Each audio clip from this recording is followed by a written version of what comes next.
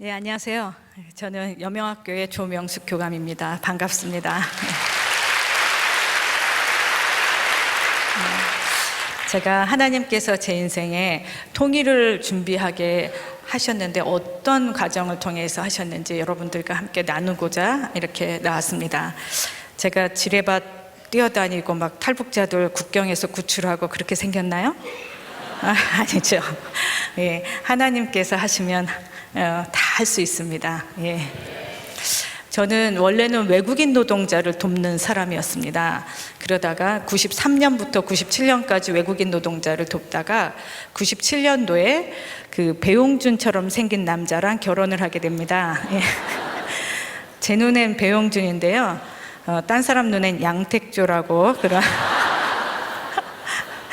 근데 이분하고 결혼을 해서 제가 중국으로 신혼여행을 갔습니다. 근데 저희들한테 도움을 받았던 중국 교포들이 제가 손발 잘리고 아무 능력 없이 한국에서 일하다가 다쳐서 이렇게 왔는데 이런 나도 외면할 수 없는 사람들이 있는데 좀 도와달라는 거였어요.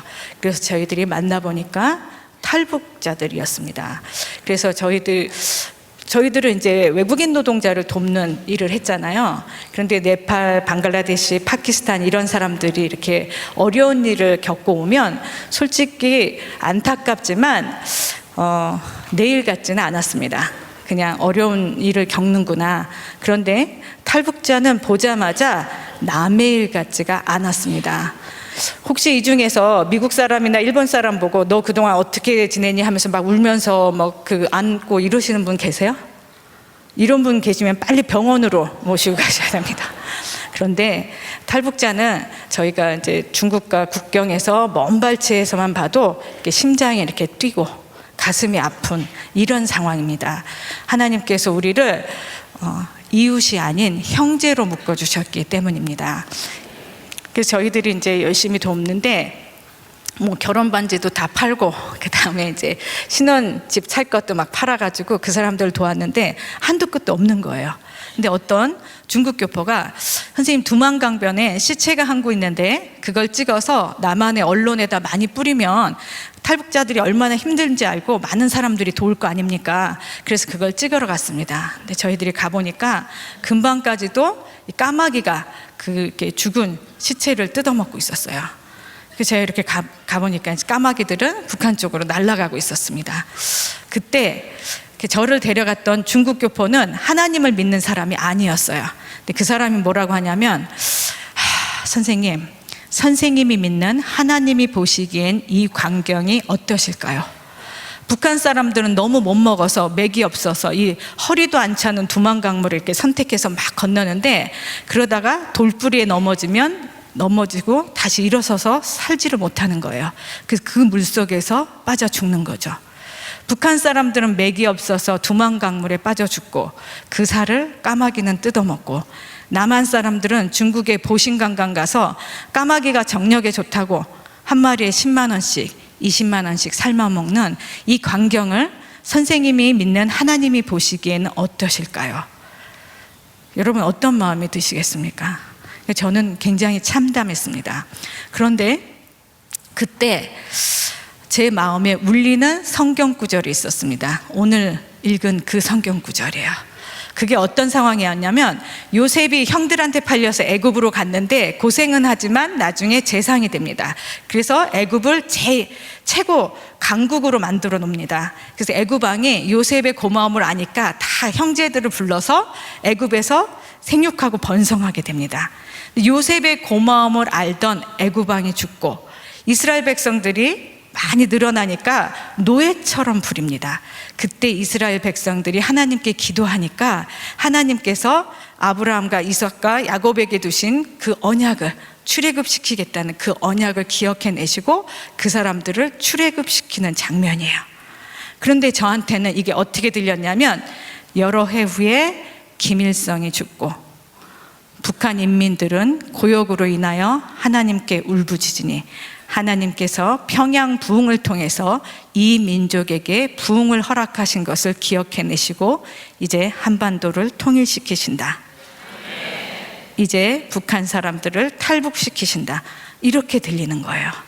그래서 제가 모든 외국인 노동자 사역을 내려놓고 현장에서 탈북자들을 돕기 시작했습니다. 그리고 같이 살기 시작했어요. 근데 저희가 잘 살았을까요? 두만강가에서는 그래도 저희 말이 절대적이니까 듣다가 이제 연변으로 데리고 와서 아파트에서 같이 살기 시작했는데요. 북한 사람들은 태어나면서 제일 먼저 배우는 사회적 용어가 뭐냐면 어버이 수령님 고맙습니다입니다. 이 얘기를 가만히 생각해 보면 북한은 김일성을 어버이로 두고 가부장적 리더십으로 운영되는 대가족주의입니다. 그래서 집안에서도 남존여비가 너무 강해요. 그런데 저를 보시면 지금은 47인데요. 동안이죠? 예? 근데 20년 전에는 얼마나 더 어려 보였겠어요.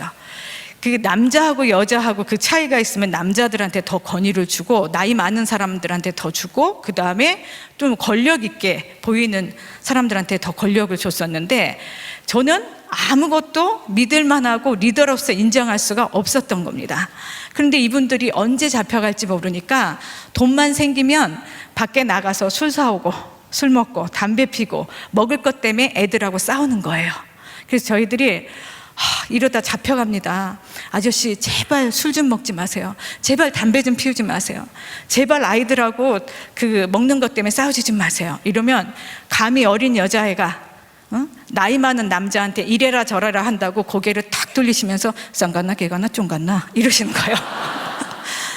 너무 빠르게 말씀하셔서 전 처음에 그게 무슨 얘기인지 잘 못 알아들었습니다. 근데 나중에 이게 내 별명이구나. 그래서 삼박자 갓나가 내 별명이구나 이렇게 생각을 했습니다. 근데 제가 어른들은 그냥 졌습니다 그랬는데 아이들은 제가 너무 이뻐했어요. 그래서 맨날 예수님 얘기하고 요셉 얘기하고 모세 얘기하고 미천 떨어지면 신데렐라 백설공주 막 이런 얘기를 했습니다. 그런데 최악의 상황이라도 이 성령이 들어가면 사람이 어떻게 됩니까? 바뀌죠. 죽을 고비 앞에서도 성령이 들어가면 바뀝니다. 게다가 아이들은 천국에서 온 지 얼마 안 됐기 때문에 굉장히 빨리 변했습니다. 근데 아이들이 변하니까 이 아버지들이 굉장히 놀라셨던 거예요. 막 이렇게 지나가면서 저쪽 갔나 또 무슨 공작하는 게야? 이러시다가도 그 다음 날은 그 차마 무슨 갔나 하면서 안에서 듣지는 못하고 문 밖에서 이렇게 듣고 계셨던 거예요. 그런데 제가 그날따라 재미있게 얘기한다고 아이들한테 이 클라이막스를 막 조장했습니다. 그래서 모세가 사람을 죽였어 뭐 이러면서. 근데 북한 분들이요 공통적으로 다들 이렇게 성격이 급하세요. 근데 이분 잘 들리지도 않는데 문 밖에서 막 듣고 있는데 화가 나신 거예요. 그래서 문을 탁 열고 들어와서 그러니까니 이 모세하고 신데렐라하고 결혼을 했다 이게야? 이러면서 문 밖에서 띄엄띄엄 들으시니까 이게 연결해서 2단을 하나 만드신 거예요.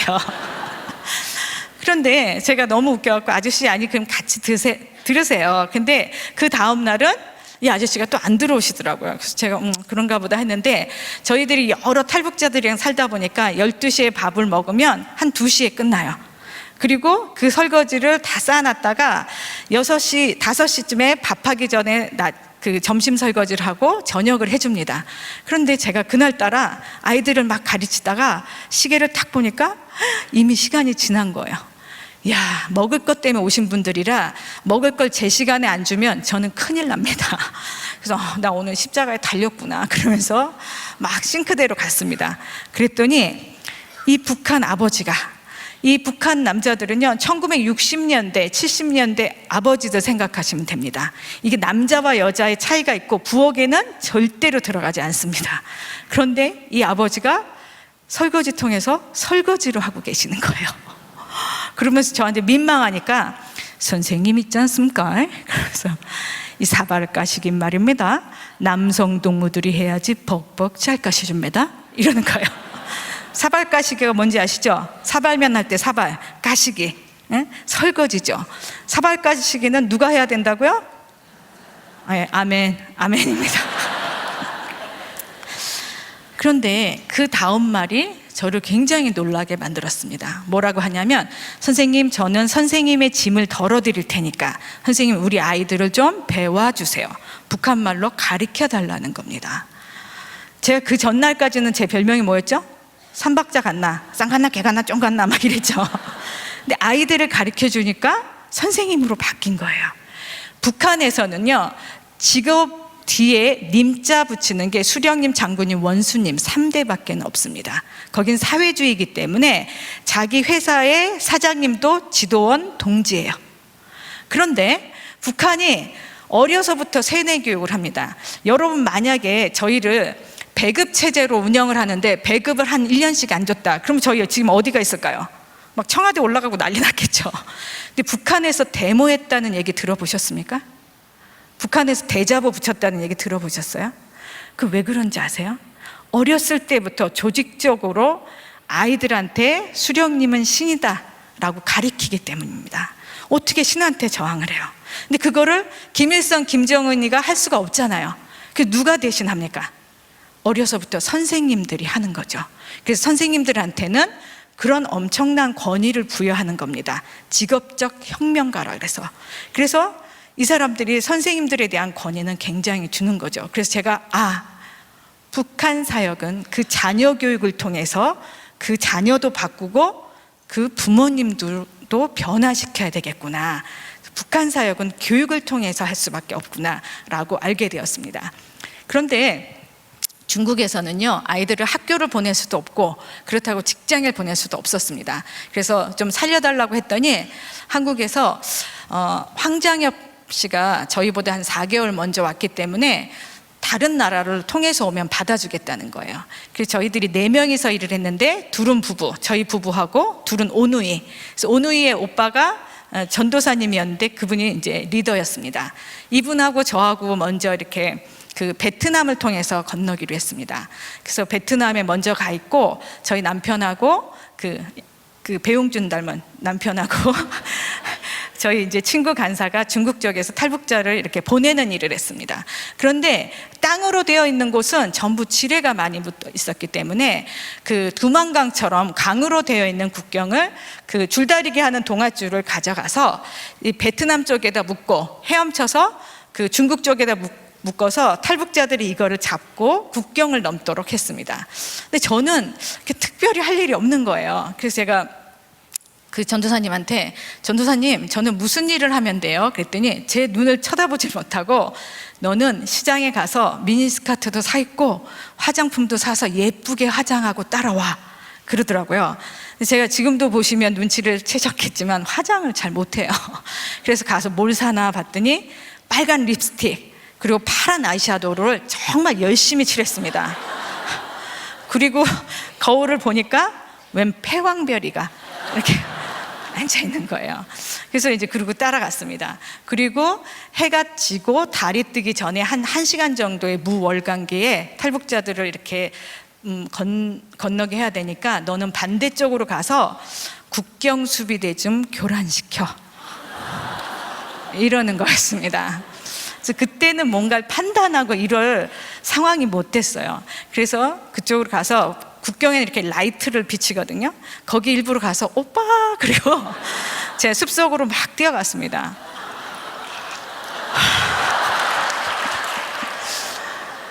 근데 한 5분 정도도 되기 전에 뒤에서 탁 잡히는데 이 심장하고 간이 툭 떨어지는 것 같아요. 그리고 사람이 너무 놀라면 이렇게 가벼워지나 봐요. 그래서 그 베트남 군인들이 되게 왜소하거든요. 그 사람들이 이렇게 탁 팔짱을 끼고 가니까 제가 질질 끌려가는 거예요. 그 사이에 탈북자들은 무사히 강을 건넜습니다. 그리고 또 한 번에 이제 잡혀서 그때는 큰 부대로, 얘네 정말 수상하다. 그래서 큰 부대로 이송이 됐는데 저희 전도사님께서 너만 영어를 할 줄 안다고 가라 이러는 거예요.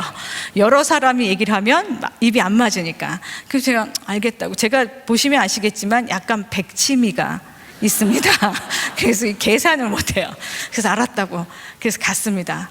그리고 가운데에 어떤 큰 방에 앉혀놓고 그 군인 한 12명이 계속 어떤 사람은 제 눈만 보고 어떤 사람은 제 손만 보고 어떤 사람은 제 뒤통수만 보고 이러면서 12명이 밤새 신문을 하는 거예요. 그런데 여러분, 언제 하나님 만나셨어요? 내가 성공하고 잘 되고 이럴 때 하나님 만나셨습니까? 정말 돈으로도 사람으로도 해결을 할 수 없고 정말 너무너무 겁나고 무서울 때, 그때 하나님 만났죠. 저는 이분들이 저를 밤새도록 신문하는데 그때 깨닫게 된 게 있어요. 아, 세계 최강의 미군을 물리친 나라 어딥니까? 베트남 전쟁 누가 이겼어요? 베트남이 이겼죠.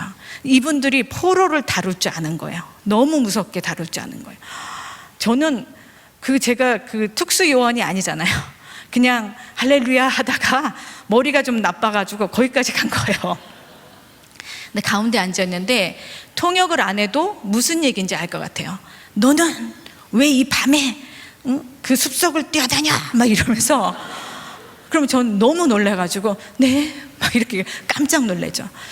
근데 누군가 제 의자에 먼저 앉아 있고 제가 그 위에 이렇게 안겨 있는 것 같은 느낌이 들었습니다. 누굽니까? 예수님이죠. 예수님한테 안겨 보셨어요? 안 안겨 보셨으면 말을 하지 마세요.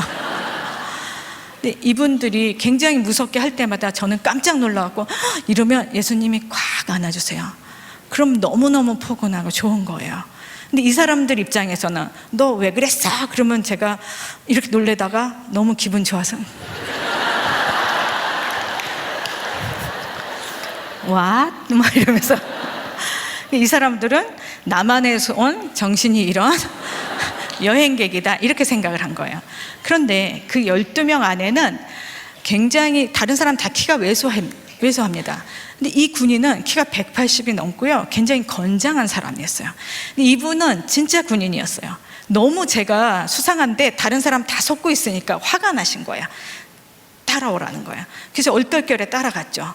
어떤 문으로 탁 들어가고 통역도 못 들어오게 하고 문을 딱 잠그더라고요. 그리고 돌아서 저를 위에서부터 아래까지 이렇게 쳐다보는데 제가 그 눈빛을 보고 아, 인간의 눈빛이 저렇게 징그러울 수 있구나. 그게 어떤 상황입니까? 제가 신원이죠. 신원으로 간 거죠. 그런데 하나님 죽이시면 죽겠습니다. 저 탈북자들과 함께 하겠습니다. 이렇게 서원하고 그 어려운 길을 들어갔겠죠. 그런데 제가 꿈에도 생각하지 못한, 이제 막 결혼한 신부로서 생각지도 못한 일이 벌어지려고 하는 거예요. 깜짝 놀랐죠.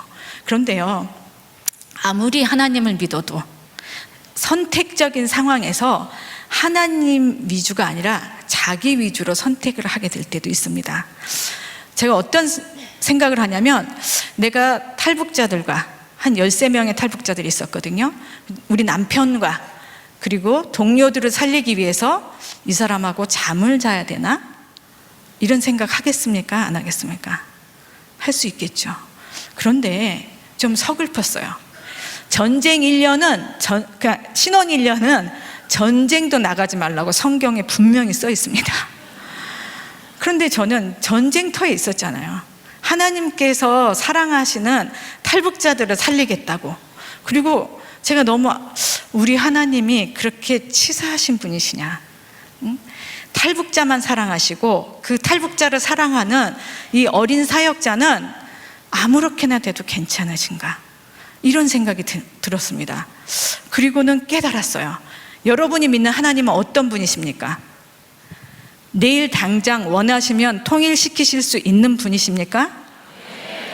당장 원하시면 아까 그런 환자들도 바로 온전케 하시는 그런 분이십니까?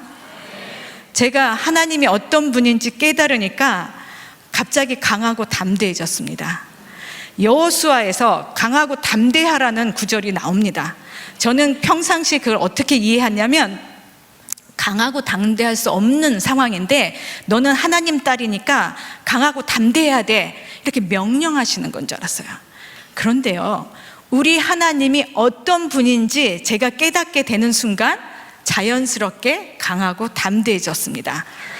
그것은 예언의 공급이었습니다. 자, 그래서 제가 갑자기 저도 기가 세지게 이 사람을 위에서부터 아래까지 쳐다봤습니다. 별것도 아닌 게 지랄이요 막 이러면서. 그런데 이 사람이 한 5분 정도 저하고 눈싸움을 하는데, 저는 사람은 살리는 일이긴 하지만 불법적인 그 월경을 그냥 시킨 거잖아요. 그러니까 저는 약점이 있었죠. 근데 이 사람은 저를 의심하고 눈싸움을 하면 누가 이기겠습니까?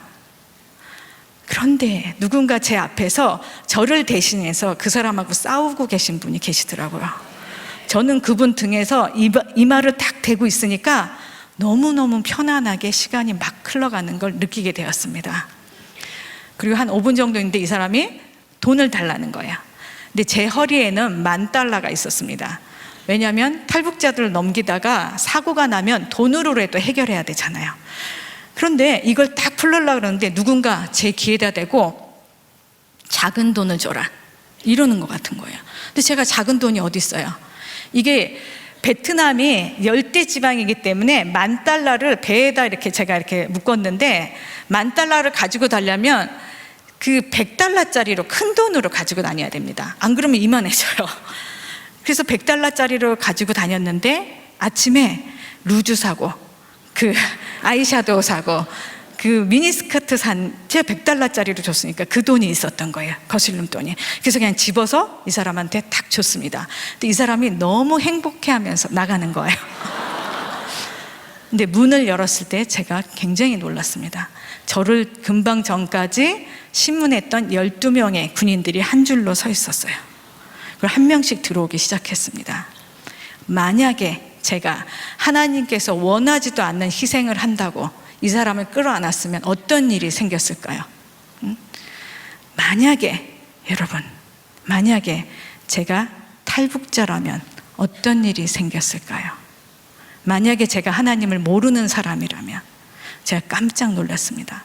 그리고 한 명씩 들어왔는데 제가 대충 집어서 돈을 막 줬습니다. 그런데 이 사람들이 한 명 들어오고 문 닫고 또 나갔다가 또 문 닫고 들어와서 뒤에 몇 명이 더 있는지 제가 알 수가 없었습니다. 근데 제 주머니에는 돈이 다 떨어졌어요.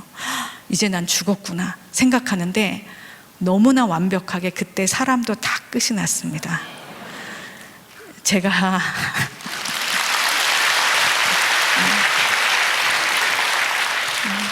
여러분, 제가 그 상황에서 계산을 할 수 있었을까요? 그 극박한 상황에서 주머니에 돈을 셀 수가 있었을까요? 만약에 하나님이 아니시라면 이 모든 것들은 경험하기 어려운 부분입니다. 그래서 탈북자들을 데리고 왔습니다. 이게 남한의 민간인이 북한의 인민들을 데려온 첫 번째 케이스였어요. 이게 이제 신문에 많이 나고 이래서 저는 중국으로 다시 갈 수 없는 상황이 됐습니다. 그래서 남한에서 분명히 하나님께서 통일을 원하시고 통일을 준비하라고 하신 것 같은데 어떤 일을 해야 될까? 제가 뭘 했겠습니까? 가장 효과적인 일이 뭘까 봤더니 아이들을 가르치는 일이었습니다. 그래서 그 목사님들께 제안을 했는데 목사님들이 참 한국 교회가 정말 아직 괜찮은 부분이 너무 많습니다. 뭐라고 하냐면 이건 우리 한 교회에서 하는 게 아니고 여러 교회가 연합해서 해야 된다. 하나님께서 통일되기 이전에 보고 싶으신 거는 교회의 연합 사역일 것이다. 그래서 저희 학교가 어느 교단에 소속되어 있지 않고 오픈해서 이렇게 운영을 하고 있습니다. 그런데 어느 날 우리 아이들이 너무나 힘든 모습을 보게 됐습니다. 분명히 중국에서는 북한에서는 배고파 못 살겠고 중국에서는 잡혀갈까 봐 무서워 못 살겠는데 남한에서는 그런 근심은 없지요. 그래서 그럼 네가 아무리 잘못해도 북송시키지 않고 아무리 없어도 하루에 한 번씩 그 서울역에 가면 밥이라도 퍼준단다. 그랬더니 애들이 내래 열심히 공부해서 통일에 선봉돼 가시오 이랬습니다. 그런데 나중에 이 아이들을 다 찾아보니까 정말 제대로 살지 못하는 거예요. 그래서 왜 너희들은 남한에선 왜 못 사니? 왜 못 살까요? 아이들이, 탈북 청소년들이. 북한에선 배고파 못 살겠고 남한에서는 몰라서 못 살겠다라는 겁니다. 근데 저는 그 말이 너무 이해가 안 갔어요. 제가 네팔, 파키스탄, 방글라데시 이런 사람들 전공이었잖아요. 외국인 노동자들 돕는 사람이었는데 그 사람들은요 처음에는 아무것도 몰라요. 근데 시간이 지나면 적응을 잘해요. 그래서 한 2년 정도 있으면 한국이 살만하다. 그래서 체류 기간을 넘기면서까지 한국에서 살려고 합니다. 그래서 불법 체류자가 굉장히 많은 거예요. 근데 탈북자는요 처음에는 열심히 하겠다고 막 이러다가 한 2년 정도 있으면 못 살겠다. 북한으로 가고 싶다, 또는 다른 나라로 가는 겁니다. 그래서 왜 뭘 몰라 봤더니 제가 중국에서 있었을 때 생각을 하면서 그 기억이 떠올랐습니다. 우리가 외국인 노동자한테 은행 이자 통장 그러면 못 알아듣습니다. 그런데 그 나라 말로 하거나 아니면 영어로 하면 알아듣습니다. 제가 중국에서 탈북자들을 가르치면서 제일 가르치기 어려웠던 게 이자라는 개념이었어요. 선생님, 은행이 말입니다, 내 돈을 도둑놈이 훔쳐가지 못하게 잘 은행에다 보관을 해주는데 왜 우리한테 보관료를 줍니까? 왜 이자를 줍니까? 우리가 보관료를 내야 돼요? 막 이래요. 그러면 이제 제가 설명을 합니다. 네 돈 1,000원을 은행에다 맡기면 은행에선 그거를 장사꾼한테 빌려주는 거야. 그럼 장사꾼이 네 돈으로 잘 장사를 해서 1,500원의 이윤이 남기면 네 돈 때문에 돈 벌었다고 50원 주는 게 그게 이자야. 제가 완벽하게 설명했죠? 예. 그런데 나만의 아이들한테는 아무리 공부를 못해도 이렇게 얘기를 하면 아 하고 알아듣습니다. 근데 우리 탈북 청소년들은 이렇게 저를 사선으로 보다가 선생님, 은행지가 뭐라고 내 돈을 나한테 묻지도 않고 장사꾼한테 빌려줍니까? 기분 나쁘기 싫이? 막 이래요. 그럼 교사들이 잘하는 거 있죠? 막 설명하다가 야 그냥 외워 그러면서 은행이자 통장, 은행이자 통장 이렇게 외우게 시킵니다. 근데 한국에 오면은요, 한 3개월 정도 이제 북한 이탈주민 보호소라고, 그래서 그 조사기관에서 이게 진성탈북자인지 아니면 간첩인지 이렇게 조사를 합니다. 그리고 3개월 이후에는 통일부 산하 하나원에서 그 주민등록증도 만들어주고, 그리고 나서는 전국의 200만 호의 임대아파트에 이렇게 배분을 시킵니다. 근데 이 애가 처음 이렇게 이사 온 첫날 짐을 막 풀고 있는데 누가 띵동 띵동 벨을 누르는 거예요. 자기가 오늘 이사 와서 통일부 직원 외에는 자기가 여기 사는 걸 다 모르잖아요. 혹시 이한영 사건 아십니까? 북한의 로얄 패밀리가 총 맞아 죽은 사건. 혹시 그 사람처럼 누가 날 죽이러 왔는가?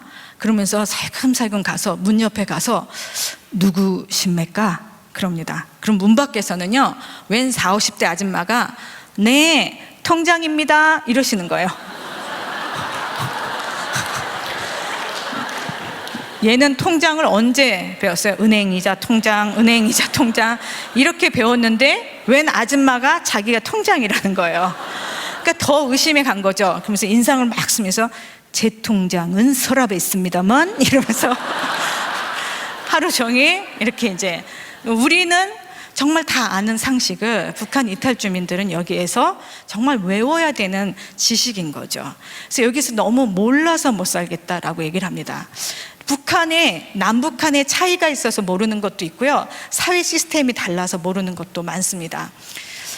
저희는 그 북한에서는 그 가부장적 리더십으로 그런 사회에 있다라고 얘기를 했죠. 그 다음에 또 하나는 유물론적 세계관이에요. 그래서 무슨 첨성대가 얼마나 그 아주 중요한 가치가 있는 건지 모른단다 이렇게 얘기를 하면 애들이 뭐라고 하냐면 얼마예요? 막 이래요. 그러니까 계량화된 수치로만 그거를 인식을 하게 되는 거죠. 그런데 이 눈에 안 보이는 사람들에게 저희는 왜 사역을 하는 겁니까? 하나님 때문이죠. 저희가 얘기를 하면 선생님, 눈에 보이는 수령님도 이제 못 믿겠는데 눈에 안 보이는 하나님은 어찌 믿겠어요? 이러는 거죠. 그런데요, 북한 사역은 하나님께서 99% 해주십니다.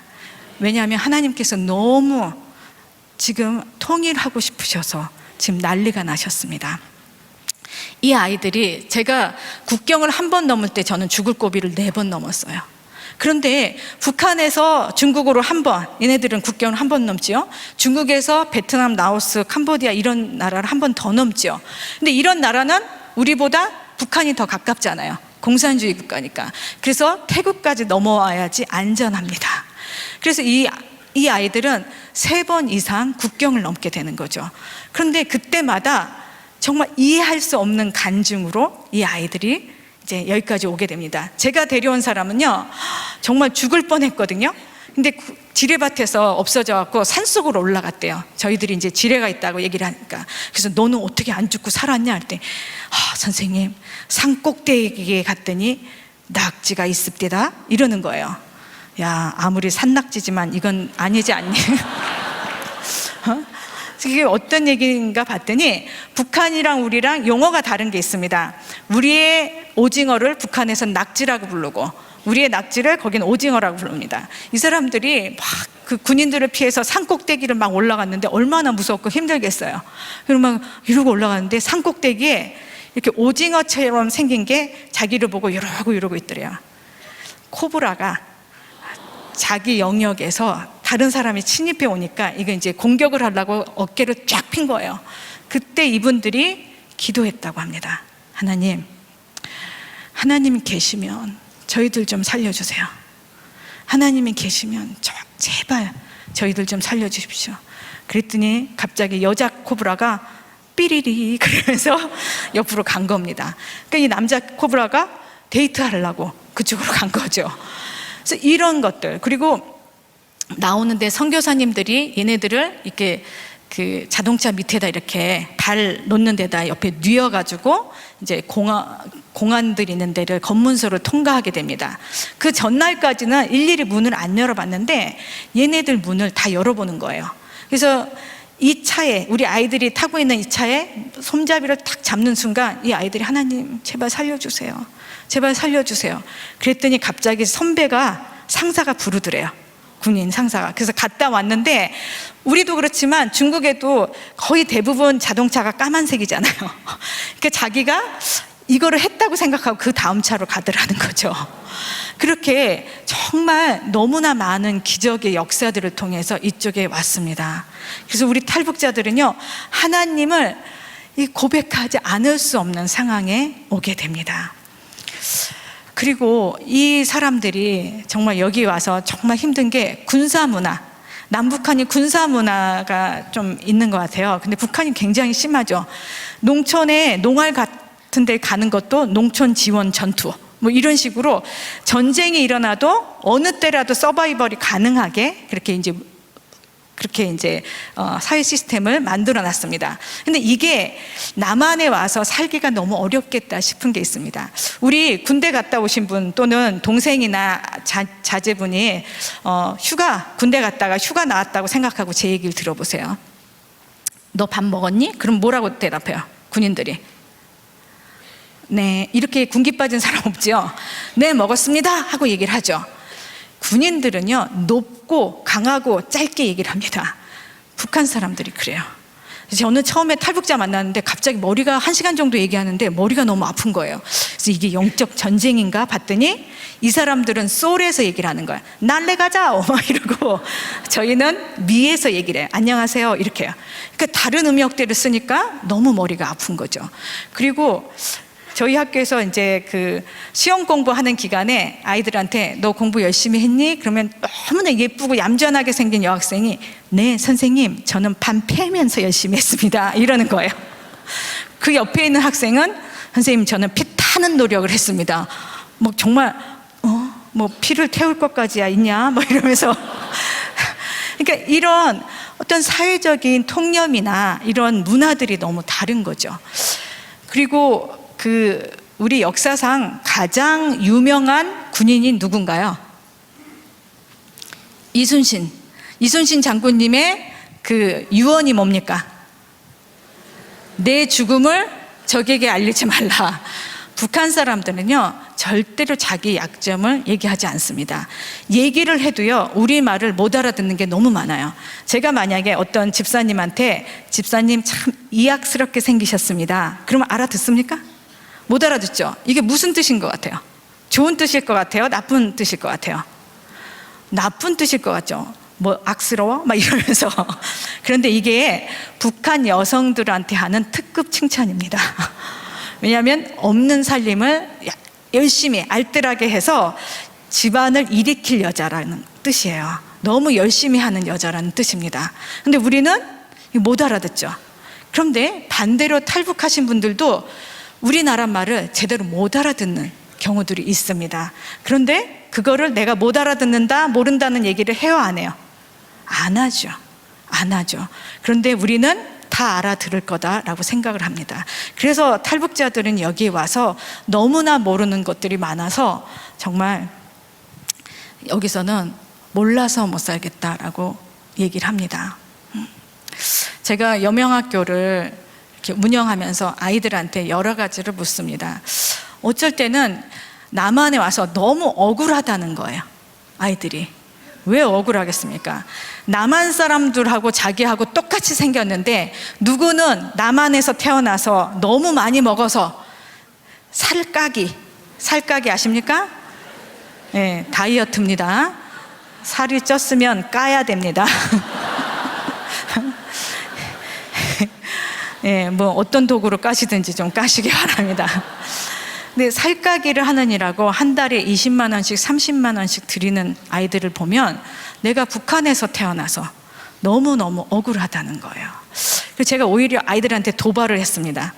너는 그러면 네가 오다가 엄마랑 헤어지고 또 엄마가 죽고 네 발가락은 동상 때문에 잘리고 이런 상황을 남한 사람들은 아무도 모르는데 너는 너의 그 고난을 어떻게 해석하니? 라고 제가 도발을 했습니다. 그랬더니요, 종교가 없는 애들은 이렇게 얘기를 해요. 내래 재수가 없이요. 그래요. 내래 재수가 없어서 탈북자로 태어나서 이 고생을 한다는 거예요. 그리고 전체 5%는 이 종교를 믿고 있는데요. 이 사람들은 뭐라고 하냐면, 선생님, 제가 전생에 지주나 지주 마누라였나 봐요. 너무 나쁜 짓을 많이 해서 이 생에서는 전생에 업보를 갚으려고 탈북자로 태어난 것 같습니다. 이렇게 얘기를 했습니다. 그런데 65%의 탈북자들은 뭐라고 얘기를 하냐면, 하나님께서 저와 이 민족을 너무 사랑하셔서 저를 그 많은 고난에도 불구하고 통일되기 전에 이 땅에 먼저 보내셨습니다. 저를 통하여 하나님께서 성령의 통일을 준비하라고 먼저 보내셨습니다. 그리고 통일의 때에는 남한을 북한에 소개하고 북한을 남한에 소개하는 평화의 사도로 쓰이도록 저희를 훈련시키십니다. 저는 이 작은 대화에서 너무 찌릿찌릿한 감동을 느꼈습니다. 내가 겪는 고난이 재수가 없어서도 아니고 기억도 안 나는 전생의 업보 때문도 아니고 하나님께서 이 민족을 위해서 쓰시려고 이 고난을 주신 거다. 우리 아이들이 뭐라고 얘기를 하냐면, 제가 겪어야 통일된 이후에 덜 겪습니다. 저희가 겪어내야 통일된 이후에 같이 살아갈 방법들을 만들어냅니다. 여러분, 이런 아이들은 가르쳐야 됩니다. 여러분, 통일이 언제 될 것 같습니까? 10년 내에 될 것 같습니까? 한번 손 한번 들어보세요. 예, 20년, 30년. 통일이 안 될 것 같다. 예. 여러분들이 원하든 원치 않든 상관없습니다. 혹시 이 중에서 정말 절대로 안 되는 일이었는데 열심히 기도했더니 이루어진 간증이 있는 분 한번 손 들어보세요. 없어요? 그리스도인으로서 나이를 먹는다는 건 작년보다 올해가 그런 간증이 쌓이고 더 은혜가 쌓인다는 겁니다. 그런데 개인이 기도해도 들어주시는데 하나님께서 지금 3만의 탈북자 중에 65%가 기독교인입니다. 이분들이 뭐라고 기도하겠습니까? 혹시 주변에서 새벽마다 무릎 꿇고 울면서 하나님 통일되면 절대 안 됩니다 라고 울면서 기도하는 분 보신 분 계세요? 저는요, 여태까지 그런 분 한 번도 못 봤습니다. 그리고 만약에 있더라도 그건 너무 이기적인 기도입니다. 그런데요, 2만이 넘는 사람들이 새벽마다 울면서 기도합니다. 하나님, 내일 통일되게 해주세요. 하나님, 그 다음날 죽여도 되니까 엄마랑 밥 한 번만 먹게 해주세요. 저희 아이들이요, 웁니다. 새벽마다 울어요. 얼마 전에 중국과 북한의 국경지대에 홍수가 났습니다. 애들 패닉이에요. 엄마 아빠가 죽었는지 살았는지 모른다는 거예요. 새벽마다 기도합니다. 뭐라고 기도하겠습니까? 하나님 제발 살려주세요. 엄마 아빠랑 그 다음날 죽여도 좋으니까 밥 한 번만 먹게 해주세요. 제가 신방을 갈 때가 있습니다. 집에 가면요, 너무 차요. 임대 아파트 난방도 안 틀어놓고. 그래서 너 왜 이래? 그러면 제가 엄마가 생각나서 제가 이렇게 따뜻하게 하고 있으면 죄책감이 들어요. 그리고 밥상을 보면요, 김치하고 물 말아서 먹어요. 너 이렇게 먹으면 어떡하니? 몸도 안 좋은데. 그러면 선생님 괜찮습니다. 이건 장군님 생일상입니다. 그런데요, 저희 엄마가요, 저희 아빠가 지금 어떻게 살지 너무나 제가 너무 힘들어요. 애들을 사랑해 주는데 처음엔 울지도 않고 웃지도 않아요. 제가 웃지 않는 건 이해를 했어요. 웃을 일이 별로 없죠. 근데 울지 않는 건 제가 이해가 안 됐습니다. 그래서 왜 울지도 않고 웃지도 않니? 그랬더니 한 번 울면 무너질까 봐. 그래서 아이들이 참 마음에 굳은 살들을 베겨 놓습니다. 저는 우리가 원하지 않든 원하든 상관없이 그 기도의 분량들이 거의 쌓였다고 생각합니다. 여러분, 하나님은 우리의 아버지시죠? 그죠? 그럼 북한 사람들에게는요, 하나님 아저씨입니까? 하나님 아버지입니다. 아버지가, 저도 그 부모가 돼 보니까 알아요.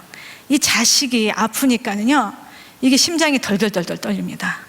이런 부모가 이 자식이 울면서 기도하는 걸 들어주시겠습니까? 안 들어주시겠습니까?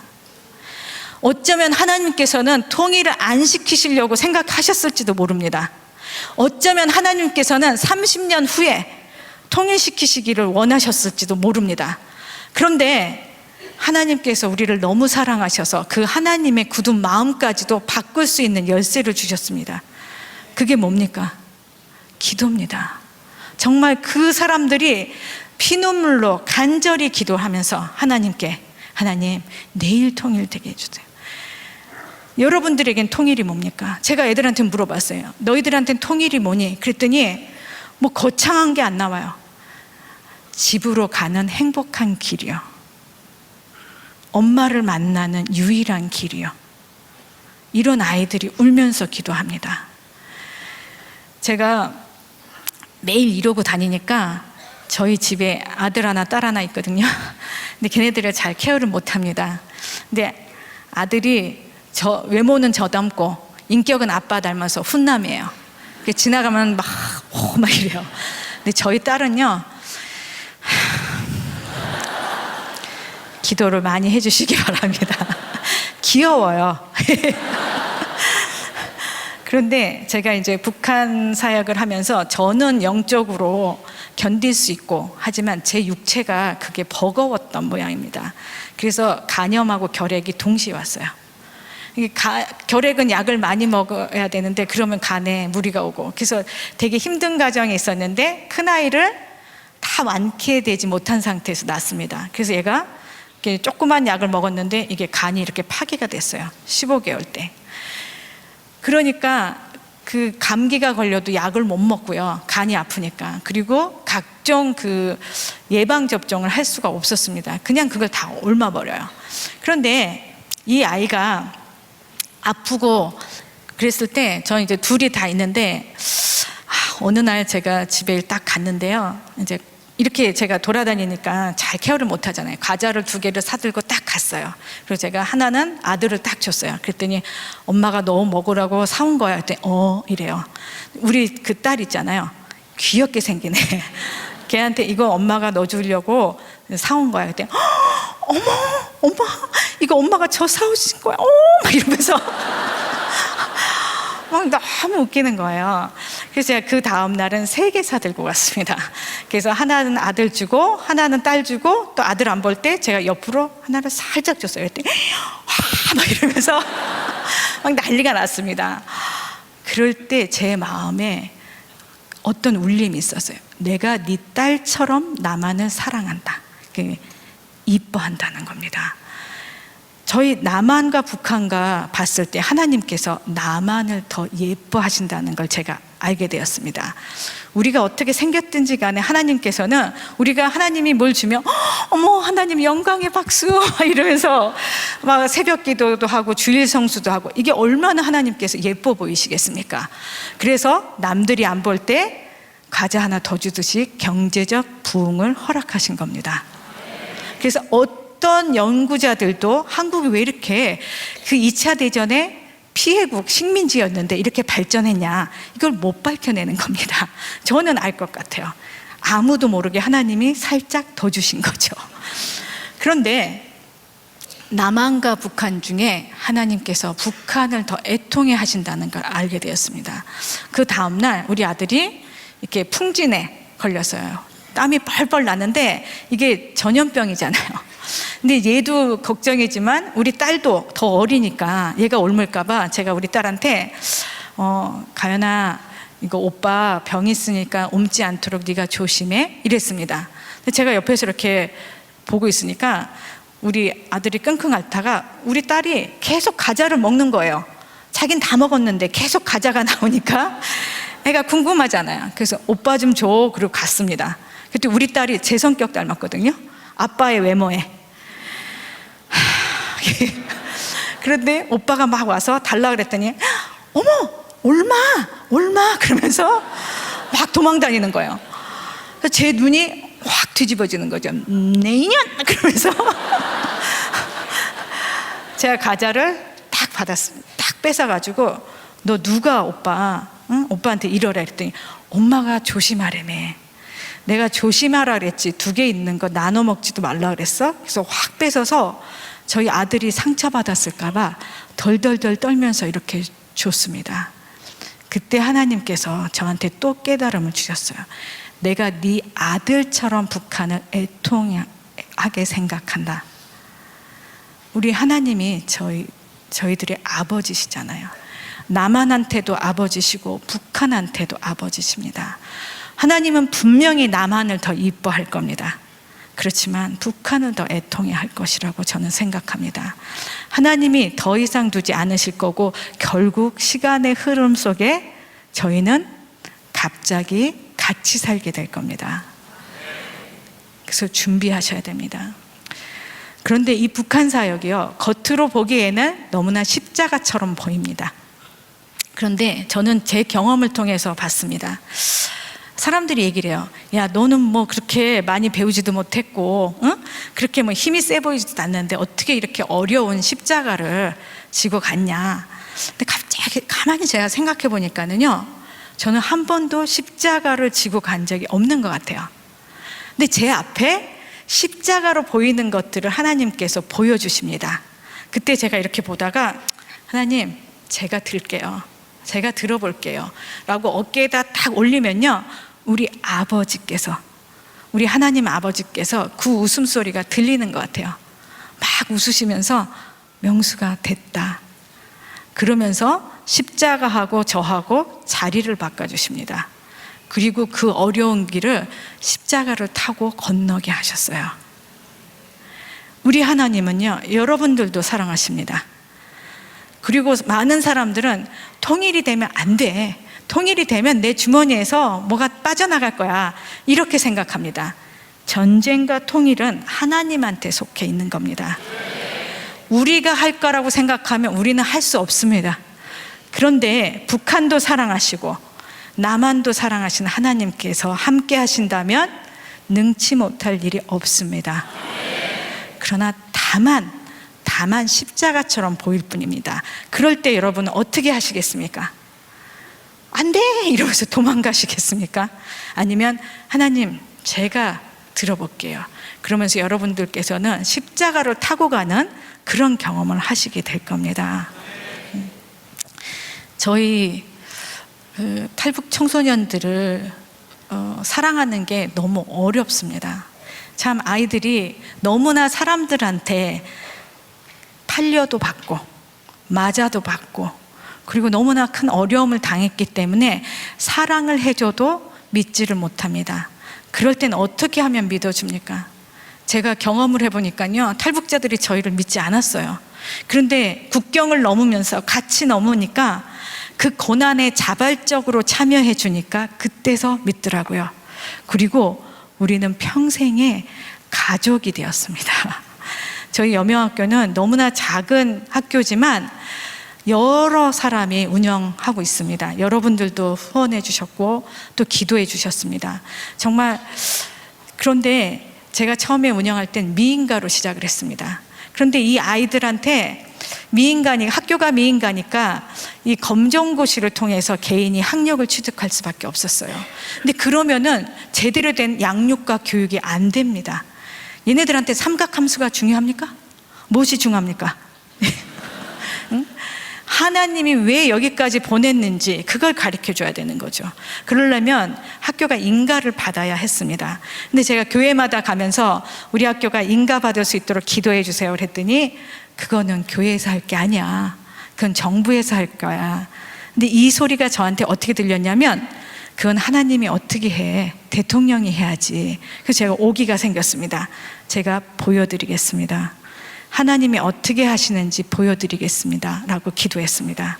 그리고 제 취미가 민원입니다. 그래서 될 때까지 그래서 6년을 민원을 했는데 2009년도에 이렇게 청와대에서 한번 들어와 보라 그러더라고요. 그래서 제가 막 브리핑을 했고 교육수석이 대통령님하고 독대를 해서 북한 이탈 주민, 그 다음에 다문화 학교 이탈 청소년들을 위한 학교는 임대 상태, 저희가 월세 살거든요. 그래도 인가를 받게 해주셨습니다. 예. 예.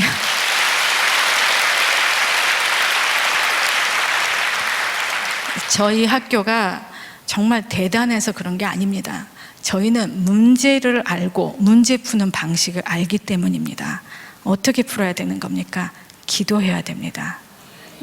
지금 어려움이 있다면, 우리나라도 어렵고 개인도 어렵다면 그게 하나님께서 우리하고 얘기하고 싶으신 절호의 기회인 겁니다. 그래서 여러분들이 더 기도해 주시고요. 통일이 멀지 않습니다. 그래서 여러분들이 그 과정에 함께 해주시고, 얼마 전에 작년에 독일 대통령이 저희 학교에 왔습니다. 그 동독 출신인데요. 이분은 동독의 그 목사님이셨습니다. 그래서 오셔서 뭐라고 얘기를 하냐면, 나는 내 생전에 독일이 통일될 거라고 생각하지 못했다. 그리고 내가 통일된 독일의 대통령이 될 거라고 생각 못했다. 그런데 오늘 나는 이렇게 대통령으로 탈북자들 앞에 서 있다. 반드시 남한도 통일될 거다. 왜냐하면 그게 너무 좋더라. 하나님을 마음껏 믿을 수 있어서 너무 좋더라. 그래서 하나님께서 반드시 통일시키실 거다라고 말씀하셨습니다. 네.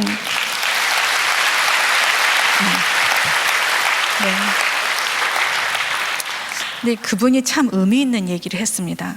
독일은 그 통일되기 이전에 동독에서 탈출한 사람들이 많았겠죠. 근데 그 사람들을 차별하지 않기 위해서 그냥 일반화 시켰대요. 그런데 여기서 하나 아쉬운 점은 그 사람들, 동독 사람들이 아주 고유한 특성들이 있었다는 겁니다. 그거를 통일 전에 잘 추출해서 그 시행착오를 겪으면서 그 동독 지역의 사람들한테 적합한 그런 교육 내용과 시스템을 만들어 놓지 못했다. 통일 이후에 그래서 시간이 좀 더 걸렸다.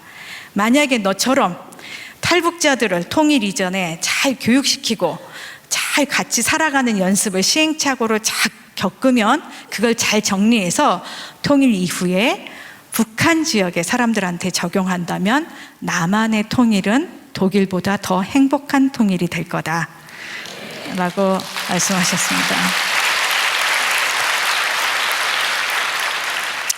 여러분, 저는 믿습니다.